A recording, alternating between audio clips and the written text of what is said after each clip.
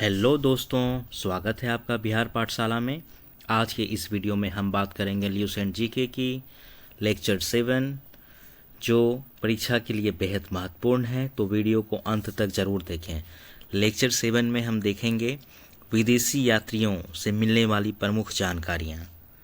सबसे पहले इसमें जानेंगे यूनानी रोमन लेखक से क्या क्या जानकारियाँ मिलती हैं।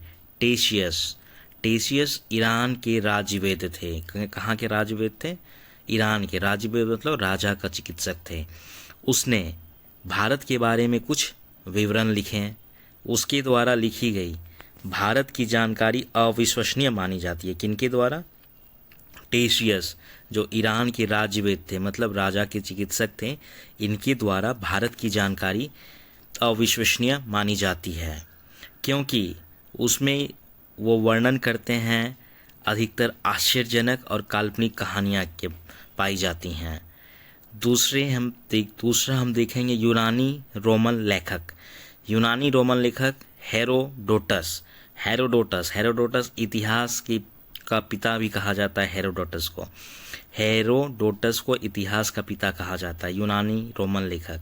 पुस्तक हिस्टोरिका इसने लिखी है, जो 5वीं शताब्दी ईसा पूर्व के भारत फ्रांस संबंधों का वर्णन है।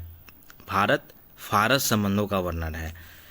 पुस्तक की नाम है हिस्टोरिका, और जो 5वीं शताब्दी 5th सेंचुरी बीसी में लिखी गई है, जिसमें भारत और फारस के संबंधों का वर्णन है। फारस मतलब अभी का जो पर्सिया या ईरान अभी का जो है, भारत और फारस के संबंधों का।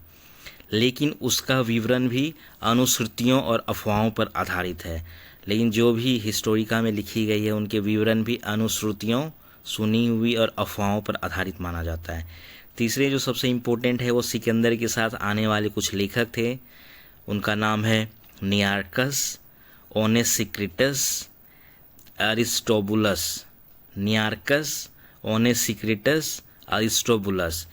इन लेखकों के विवरण को अधिक प्रामाणिक और विश्वसनीय माना जाता है। कौन कौन है? नियार्कस हैं, ओनेसिक्रिटस और अरिस्टोबुलस, जो सिकंदर के साथ आए थे। इन लेखकों का विवरण अधिक प्रामाणिक और विश्वसनीय माना जाता है। चौथा है मेगास्थनीज हम लोग जानते हैं, सेल्यूकस निकेटर जो राजा थे, उनके राजदूत थे। चंद्रगुप्त मौर्य के दरबार में आए थे। उनकी अपनी पुस्तक, इनके द्वारा पुस्तक लिखी गई है इंडिका। मौर्यकालीन समाज और संस्कृति का वर्णन इंडिका में करते हैं। उसके बाद राइटर्स है डायमेकस, जो सीरियन नरेश एंटियोकस का राजदूत थे। तो सीरियन डायमेकस कौन है? ये राजदूत हैं, लेकिन किनके राजदूत हैं? सीरियन नरेश एंटियोकस का राजदूत थे। बिंदुसार के दरबार में आए थे। किनके दरबार में? बिंदुसार के दरबार में आए थे। ये विवरण भी मौर्य काल से संबंधित है, क्योंकि बिंदुसार मौर्य डायनेस्टी के बिंदुसार के दरबार में आए थे। बिंदुसार मतलब अशोक के फादर बिंदुसार।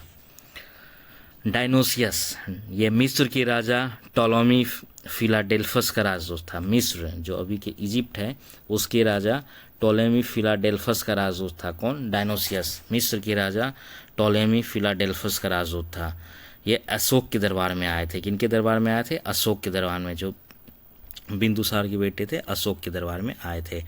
टोलेमी इसने 2वीं शताब्दी में भारत का भूगोल नामक पुस्तक लिखा था। टोलेमी ने क्या बुक लिखा था?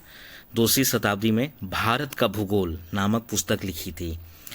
प्लिनी ने इसने 1ली शताब्दी में नेचुरल हिस्ट्री नामक पुस्तक लिखी थी। प्लिनी कौन सा बुक लिखे हैं? नेचुरल हिस्ट्री नामक पुस्तक लिखी है। इसमें भारतीय पशु, पेड़ पौधे, खनिज पदार्थ आदि का वर्णन मिलता है। उसमें क्या क्या वर्णन मिलते हैं? प्लिनी द्वारा लिखी गई बुक का नाम है नेचुरल हिस्ट्री। इनमें भारतीय पशु, पेड़ पौधे, खनिज पदार्थ आदि का वर्णन मिलता है। पेरिप्लस ऑफ द एरिथ्रियन सी, ये बहुत ही इंपॉर्टेंट है। पेरिप्लस ऑफ द एरिथ्रियन सी, इस पुस्तक के लेखक के बारे में निश्चित जानकारी नहीं है। बुक का नाम क्या है? पेरिप्लस ऑफ द एरिथ्रियन सी। लेखक लगभग 80 ईस्वी में हिंद महासागर की यात्रा पर आया था। ऐसा माना जाता है कि 80 ईस्वी में 80 एडी में हिंद महासागर मतलब इंडियन ओशियन की यात्रा पर आए थे। इसमें उस समय के भारत के बंदरगाहों और व्यापारिक वस्तुओं का वर्णन मिलता है। इसलिए इस बुक में पेरिप्लस ऑफ द एरिथ्रियन सी में भारत के बंदरगाहों और व्यापारिक वस्तुओं का वर्णन मिलता है। तो दोस्तों, वीडियो को लाइक करें, चैनल को सब्सक्राइब करें और जुड़े रहें बिहार पाठशाला के साथ। जय हिंद, जय बिहार।